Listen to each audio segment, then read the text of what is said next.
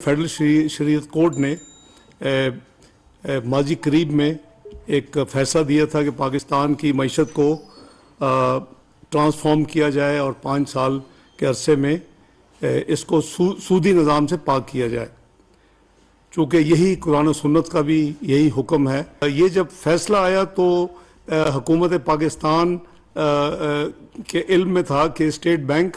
और पाकिस्तान के national bank ने इस फैसले के ख़िलाफ़ सुप्रीम कोर्ट ऑफ पाकिस्तान में अपील दायर की। चूँकि ये एक शरई और कुरानी हुक्म है और मैं समझता हूँ कि हम सबको ये सबसे जो हमारी तरजीह और जो हमारे लिए जो फ़ैसलों करने का मयार है वो कुरान और सुन्नत है। तो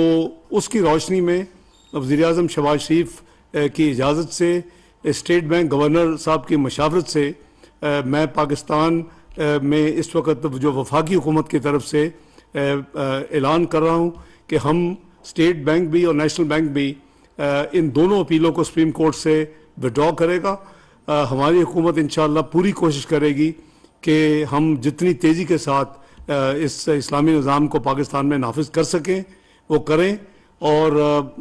माजी से भी तेज़ रफ्तारी के साथ इस पर अमल दरामद करने की कोशिश की जाएगी। अल्लाह ताला हम सब को तौफीक दें कि हम इस बहुत बड़े एक फ़ैसला जो आज हुआ है उसके हवाले से अल्लाह ताला हमें हमारी रहनुमाई फरमाएँ और हमारी मदद फरमाएँ ताकि हम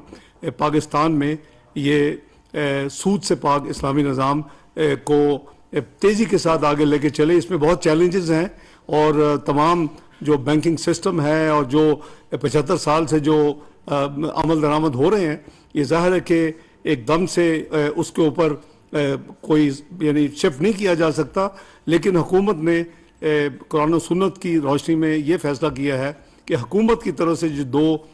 इस वक्त फेडरल शरीयत कोर्ट के फैसले के ख़िलाफ़ की गई हैं वो आइंदा चंद दिनों में